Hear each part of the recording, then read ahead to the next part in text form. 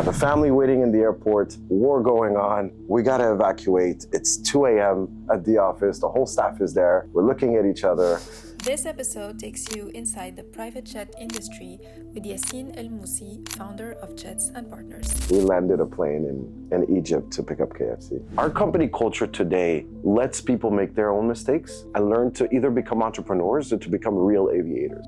What's the average price of a jet? Casablanca to Paris would cost you starting 16,000 euros. Casablanca to Dubai will cost you 55,000 euros. Casablanca, New York will cost you 90,000 euros. For example, we've partnered with a great university at Al Khawail that has successfully produced a lot of talent for us. 60% of our staff is from Al Khawail. What are the margins in this sort of business? Very similar to every single business out there. Our margins are anywhere from Moroccans are very demanded in the aviation industry. We're good salespeople. We speak multiple languages. We're very hospitable. We're cozy. And the biggest lesson I learned is speed is the name of the game. You grew up here in Casablanca, and then you went to the US when you were in your early 20s, I think. How did you get into the private jets business? It's a good question. First, I wanted to become a pilot. It's always been something. I've been a fan of engines, cars, motorcycles my whole childhood. So the next best thing is an aircraft. So I always wanted to do that. Unfortunately, when I went to do my studies in the US, I couldn't afford the pilot program. So the first thing that I did is I walked into a pilot school and I said, hey, I want to work here and don't pay me. In exchange, I want to get some flying hours. I want to learn to fly. First time that I flew, I found out I'm claustrophobic. So unfortunately, I could not continue down that path. I did not feel comfortable in a small plane. So the next best thing was to sell aircraft or to sell charters on aircraft. So that fueled my passion for aviation. Can you tell us about the first time you sold a jet or an aircraft? First time I sold a flight was for, at the time, I think it was in 2011 or 2012, to Subway CEO. Subway is the big fast food chain in the United States. I sold a trip to their CEO. First one, it was from Teterboro, New Jersey, headed somewhere in Florida. And I was pleasantly surprised because it was my first sale. I physically went to the airport to accompany my client and to find out how it works. And when he showed up in sandals, shorts, white t-shirt, Eastpak backpack, and that was the client that just paid $20,000 on a private jet flight. So that was a very interesting experience. When you went to the US, you went to school? Yep. To study? Business. Business, yeah. Okay, got it. And that's where you learned to do sales? Before I've always been a sales guy. I come from a family of Berbers. We are all in business and in sales. So I got to get exposed to sales at a very young age. I sold my first item, I think, in middle school. Really? It was toys. I was reselling toys. So I'd buy toys from my friends and I'd resell them to others and I'd make some pocket money. In high school, I sold a lot of anything I could get my hands on. After that, I went to college. I really didn't enjoy college or university because I was not actively selling, but I did learn a lot of theory, which is great. But I think I started my first business when I was 22 years old, selling cars and motorcycles, something I'm very big fan of. So I'd buy them, drive them, and then resell them. And then I got successful at it. So I started my first dealership when I was 23. I had my first motorcycle shop when I was 24. So it's not something I learned from school. Right, it's practice mainly. Yeah. And what's the number one skill that you learned throughout your journey, throughout your career, that got you to the point where you are today? Speed is the name of the game. Being exposed to private aviation, you get exposed to the 1% of the world, and you start analyzing their behaviors, how they react, how they conduct their business. I've witnessed businessmen be in 3 continents in 24 hours. Because they need to be speedy in execution. So the one thing I did learn, the biggest lesson I learned is speed is the name of the game. When you're in entrepreneurship, when you're in sales, the more reactive you are, the quicker you accomplish your mission and the faster you are compared to your competition. So we're going to talk about the types of clients that you work with and the glamour of it all. But first, let's talk about Jets and Partners. So you're the founder and CEO of the company. When was it founded? It was founded this year, 2025. Can you tell us more about the services that you offer? I believe you also have another business, a brokerage academy, and you offer consulting Correct. services? So I operate 3 different businesses. The first one is an air charter and aircraft acquisition agency. What we do is we sell charter flights to customers. We also represent different operators in the market that need to expand their sales on an international level. I also operate a business called BGM. It's a aviation subcontracting business. It's a staffing business for here in Morocco. What we do is we hire staff and export them to different aviation companies around the world. Throughout my career, I found out that Moroccans are very demanded in the aviation industry. We're good salespeople. We speak multiple languages. We're very hospitable. We're cozy. We understand what needs to be done. So what I did is I created an infrastructure so that we can promote more Moroccans to get involved in the aviation industry. And last but not least, I also founded an aviation academy, an online academy that trains people all around the world. So I just took all the knowledge that I've collected over the 15 years of my career, and I just put it online, available for everybody to learn off of, and kicked it off as well this year, and it's a big success so far. We can put the links in the description for people who are interested. Also, something I wanted to touch on that I saw on your website that I found really interesting is that you guys are involved in war zones. So you do missions where I believe you extract people from war zones. Correct. Can you break it down? Maybe tell us a story of a mission that you've accomplished. Let's talk a little bit about the recent situations that have happened worldwide. We've intervened in war zones in Sudan. We've intervened in war zones in Lebanon. And so what it consists of is embassies or customers that we usually work with that are stuck in war zones, because some of these wars just happened overnight. There was no heads up given. They did not feel any instability. So they're either visiting or living in those countries. And then boom, next day, war's going on. So obviously the first thing that people tend to do is want to find solutions to evacuate. In Lebanon, for example, when they were attacked by the Israeli army, we received multiple phone calls. We were very active. We deployed aircraft from Morocco, deployed aircraft from Libya, deployed aircraft from Dubai to assist, because the number of people needing to be evacuated were in the hundreds of thousands. So the first evacuation was kind of an interesting one. I got a call for a family, or 3 families that wanted to evacuate women and children. We had sent an aircraft from Malta to fly into Beirut to pick up 7 passengers, all women and children. As soon as the aircraft took off from Malta, bird strike on the engine. So the aircraft came back as a no-go. They had to get it inspected. I have a family waiting in the airport, war going on, we gotta evacuate. It's 2 a.m. at the office, the whole staff is there. We're looking at each other. What are we gonna do? So we got on the phone, called all of our partners in Turkey, called all of our partners in Libya, partners in Tunisia, the closest countries to Beirut to be able to evacuate.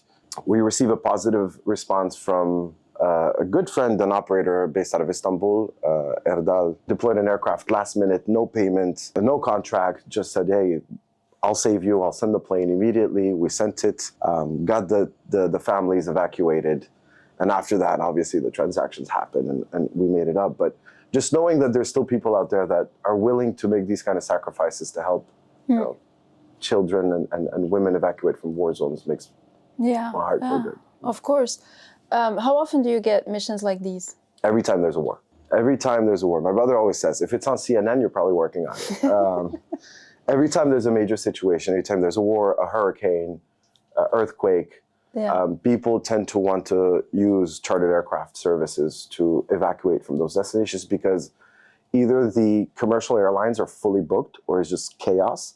So people that can afford to opt for chartering aircraft will always call us to charter a plane for them and to get them out as quickly as possible. So it's a lot more efficient, it's a lot more safe, and a lot less chaotic in the midst of a very chaotic situation. I'm very interested in knowing more about the types of clients that you work with. Obviously, you work with very high net worth clients, but I would be curious to know more about the average age group. And is it more like entrepreneurs, business people, celebrities? Can you break it down for us? Sure. The highest, or the volume bookers that we deal with, are mostly entrepreneurs that need to charter aircraft in order to get to their destination as efficiently and as quickly as possible. So those are the #1 clients that we deal with. The second is insurance companies. We work with a lot of insurance companies that have needs to evacuate expats from Africa, or to move organs around the continent, or last-minute requirements or air ambulance requirements that require chartering an aircraft. After that, we do work with a lot of celebrities, royalties, diplomats. I think they come in third position compared to high net worth individuals or entrepreneurs and air ambulance business. What's the average price of a jet for one way, let's say one-way flight? So for a one-way flight, let's say from Casablanca, Casablanca to Paris would cost you starting 16,000 euros. And then Casablanca to Dubai will cost you 55,000 euros. Casablanca, New York will cost you 90,000 euros. Short or long flights? The majority of our flights are less than 3 hours. Less than 3 hours? Less than 3 hours, because they remain somewhat affordable. Right. When you're over 3 hours, you're already in the 50,000 euros plus bracket. So it just automatically becomes less affordable for the majority of our clients. And for the entrepreneurs, I mean, for the embassies, I get the need, but for the other clients, is it more comfort? Is it more speed, like you said? What's the main reason why people fly private? The main reason people fly private is to save time.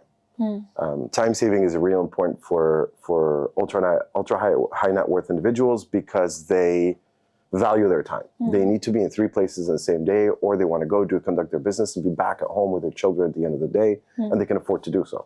So that is the number one reason people charter aircraft. The secondary reason is obviously the luxury in it. It is a lot more comfortable to fly private than to fly commercial. You walk into the airport, you're VIP escorted into a lounge. You stay in that lounge less than 5 minutes. You get your passport stamped or TSA checked for the US. And then you get escorted directly to your aircraft and your wheels up after 10 minutes after arrival to the airport. So that's very efficient, very convenient compared to your commercial travel, which you have to show up at least 2 hours before your flight. You're walking around an airport, and even if you're on business class or first class, you're still losing a lot of time. The other question I had is about the mindset of these people, because you get to hang out with them, I guess, in your job. The ones that have impacted me are the ones who value, like I said, speed is a really big thing. They want things done. They want them done now. Attention to detail is something I thankfully learned in this industry. They're very regarding about the smallest detail. Where do you put my soap? Where do you put my sandals? Is my catering order on the spot? Is my snack? Is my lunch? Is my dinner ready? And the one thing I did learn is that these people value their health a lot. When I first started in the industry, I didn't understand why people are so picky about their catering orders. As I started to know these passengers, these clients with time, I understood that they value the way that they eat. They value the way that they travel. They value the way that they act. They value protocol. Do you have any fun stories that you had with clients? Some unexpected things that happened? I once had a flight from Paris to somewhere in East Africa, and we made a fuel stop in Cairo because one of the kids wanted KFC. No. Yeah. We landed a plane in Egypt to pick up KFC. Yeah, that was a marking one. They were hungry. Now that you're saying this, I'm thinking about the pilots. Do you choose the pilots that you work with? When we are managing the assets, yes, we do hire the pilots. We do diligently choose them. Private jet pilots are not your average commercial pilots because they have to be flexible, hospitable.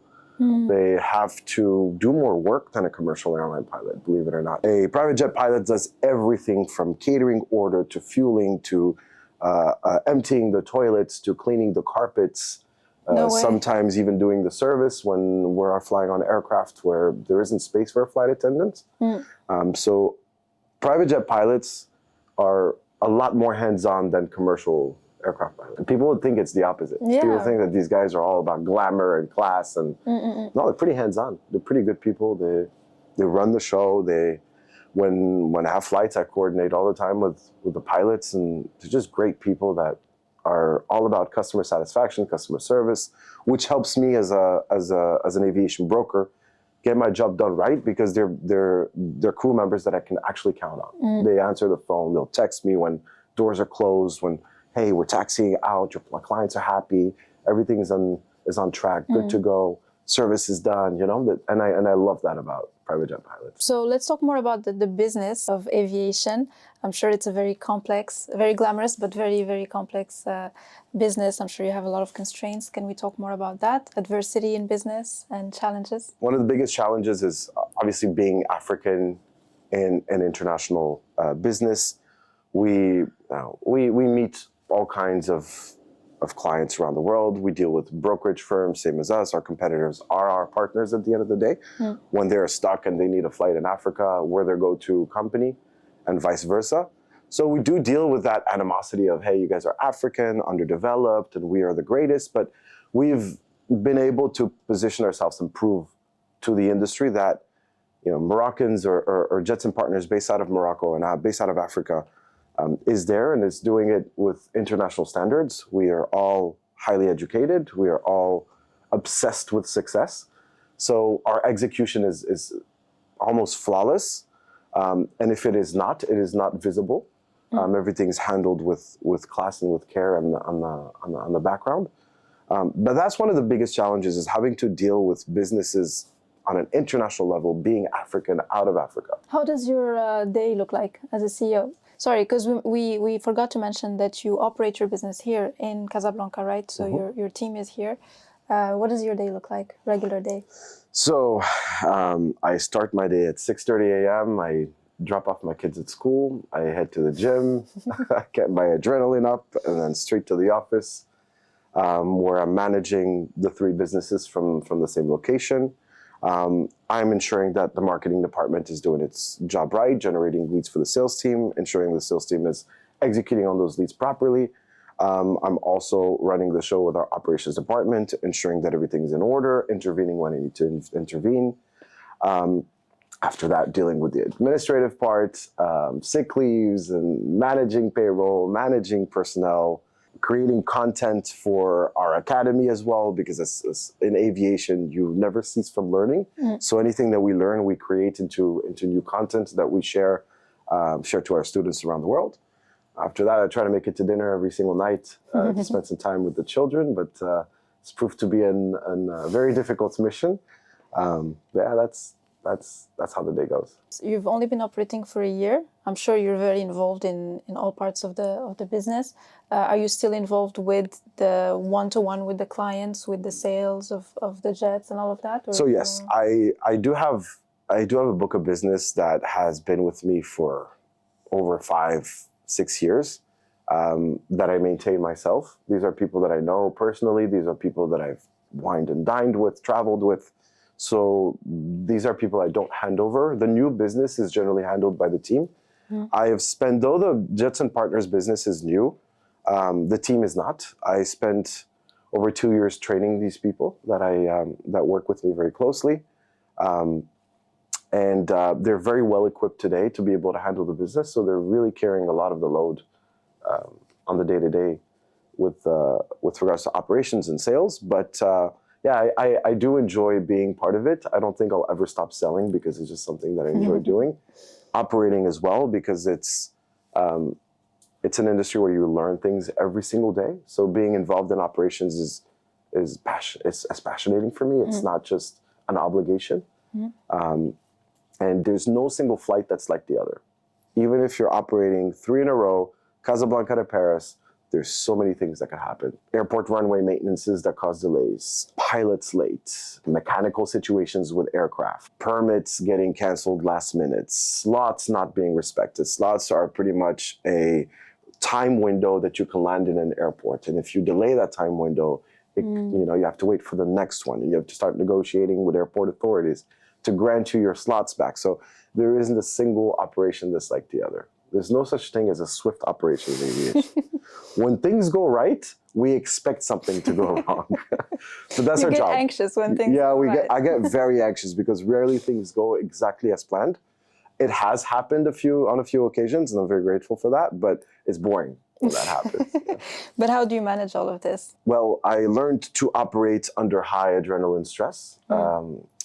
My counselor at some point told me I have a firefighter syndrome, so I'm just constantly fighting fires.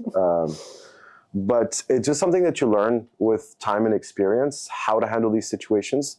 And I transcribed that into the academy. It's exactly what I'm trying to teach all new students that are entering the aviation world, about how to handle these high stress situations.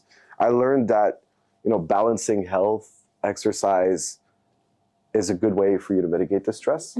But pretty much got addicted to the stress, and I enjoy it. You mentioned your team earlier. It's something I want to talk about because obviously it's a big part of any business.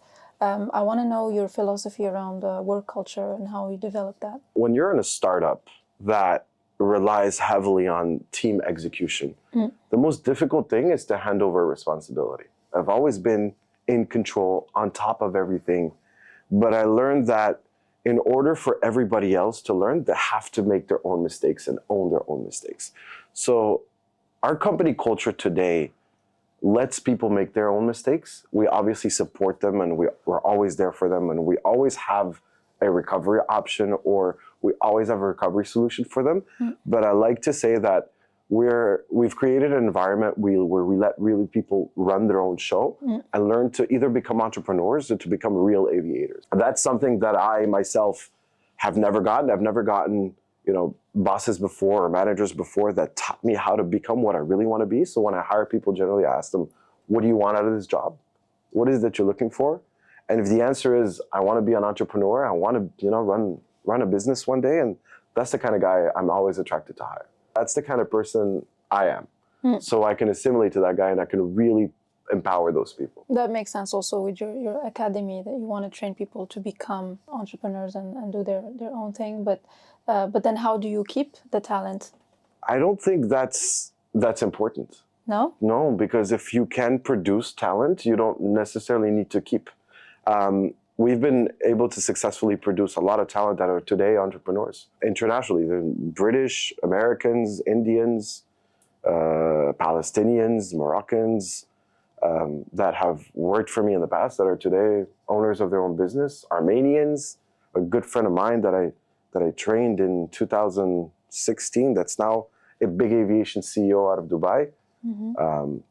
So that's not the goal. The goal is to impact people's lives versus try to hug them and keep them. And that gives us, as entrepreneurs, a much more important or powerful network, because these ex-employees that are now CEOs or CBOs or CFOs of different organizations have more power to offer. So they have more assistance to offer than if they remained employees.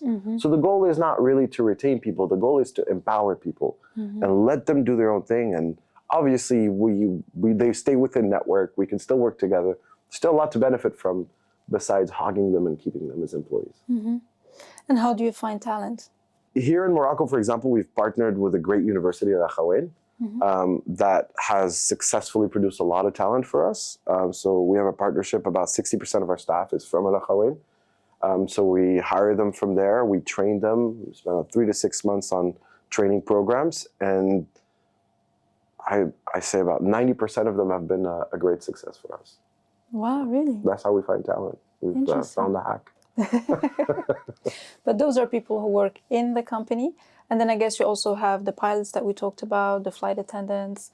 So that's like a different crew? Correct. Also from Morocco?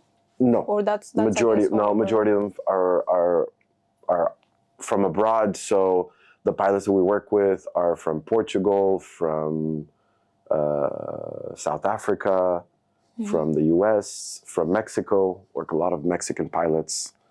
Not from Morocco. I had a question about the industry. You said in the US it's the largest industry.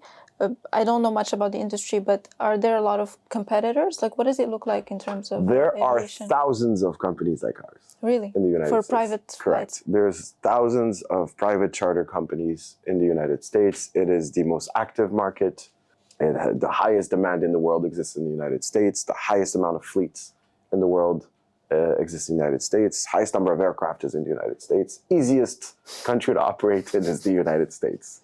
I can get a call and be wheels up in 45 minutes. Wow. That's how quick we can get aircraft deployed in the US. Compared to in Morocco, it'll take 24 hours. In Europe, it can take 2 to 3 hours. In the US, 30 to 45 minutes will be wheels up.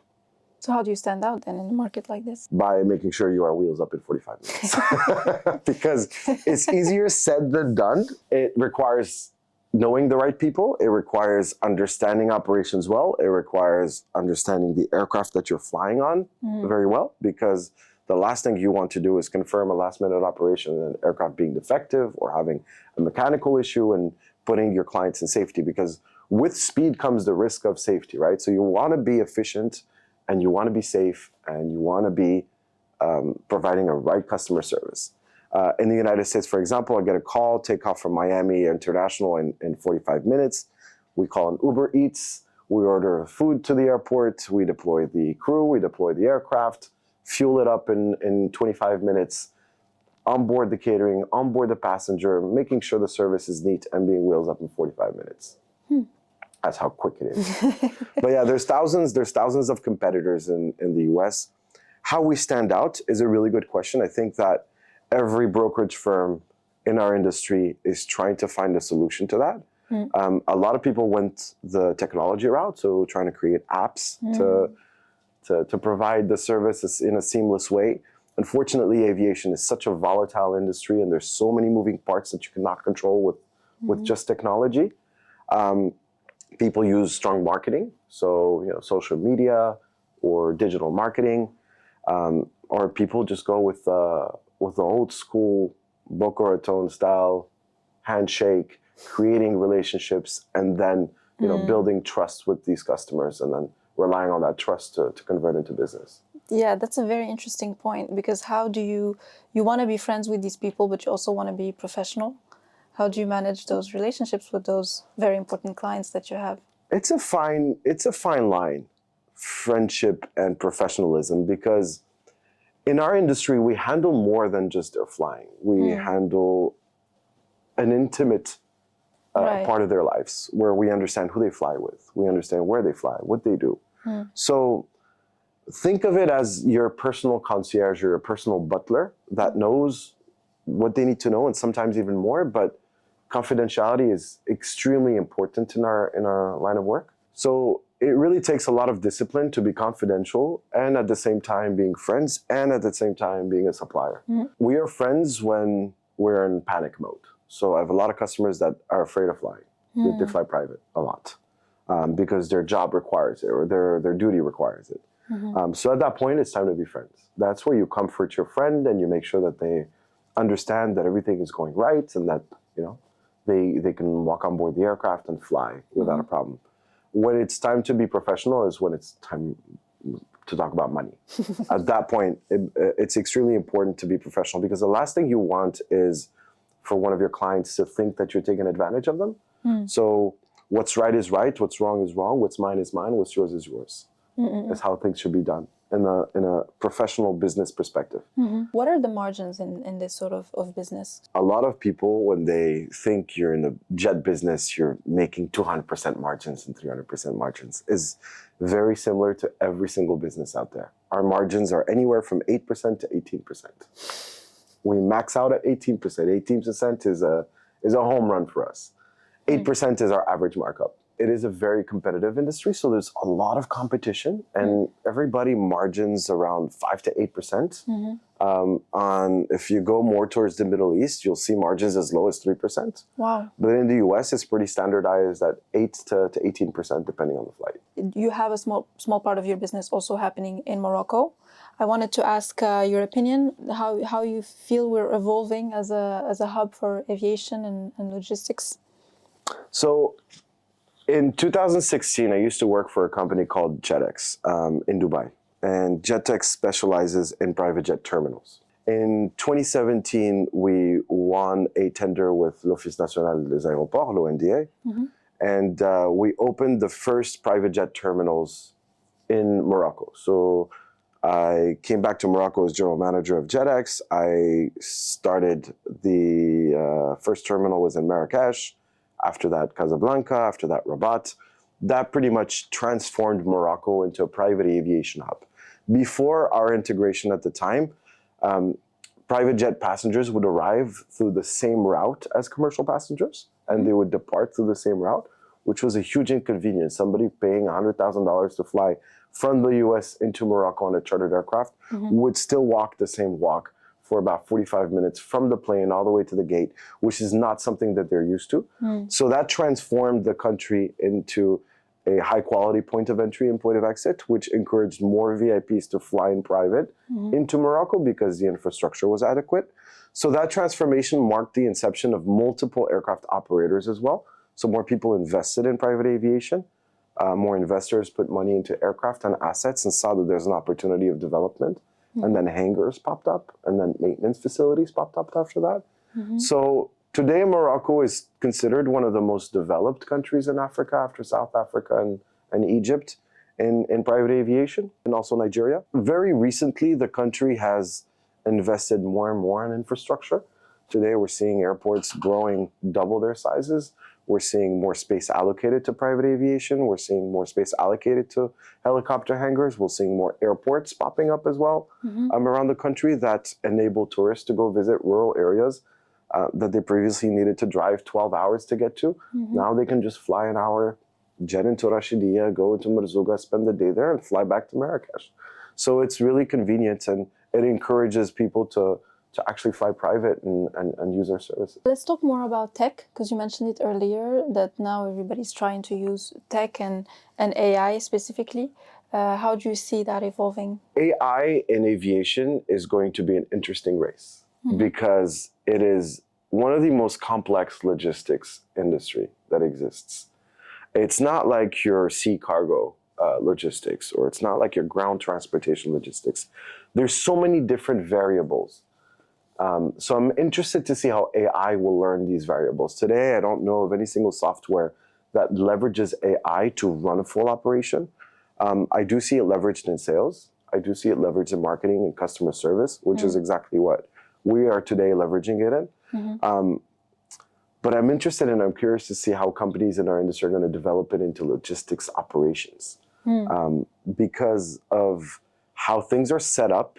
With airport authorities being government entities, they still rely on that stamp. They still rely on that signature authorization. They still rely on some of the old school methodology that we're used to seeing, especially in Africa, Latin America, Middle East, Europe a lot less, US a lot less. But I'm interested to see how aviation will cope, because implementation of AI in aviation cannot be regional, cannot be local. It must be international. Which is what makes it a lot more complex than deployment in, more regional, more local industries. Last question I had is, what's your ambition for the next 10 years? And what would be your advice for young Moroccan entrepreneurs? My ambition for the next 10 years is to impact more people. The businesses that I've built have one objective, which is to impact a maximum of people, whether it's in professional growth, entrepreneurial growth, learning growth. But I believe that by impacting people, we're able to generate revenue and profit, but we're also able to satisfy the Almighty above, right? So I think thanks to that that philosophy, I found a lot of success and a lot of good fortune. Sorry, your second question? The advice that you would have for somebody who's starting out. Get started now. Is the advice I give everybody. Entrepreneurship is not easy. It is not hard either. It's just about looking at your next step, your next move. Don't look at the peak of the mountain. Just look at the next steps ahead and you'll be all right. The key thing is to just get started. I've found in my career that I have this ability to just start very quick. I think a lot of my team members have seen me start multiple businesses very quickly, and they've seen the success stories and they've seen the challenges, they've seen the hard days, the good days, and that's what life is about. Just get started. Don't wait. Don't wait a single day. Just get started. Awesome. Thank you, Yassine. Where can people find you? They can find me online, on Instagram, on LinkedIn, very active on LinkedIn, on WhatsApp, Force of Profession. I am available 24/7, 7 days a week. Amazing. Thank you, Yassine. My pleasure.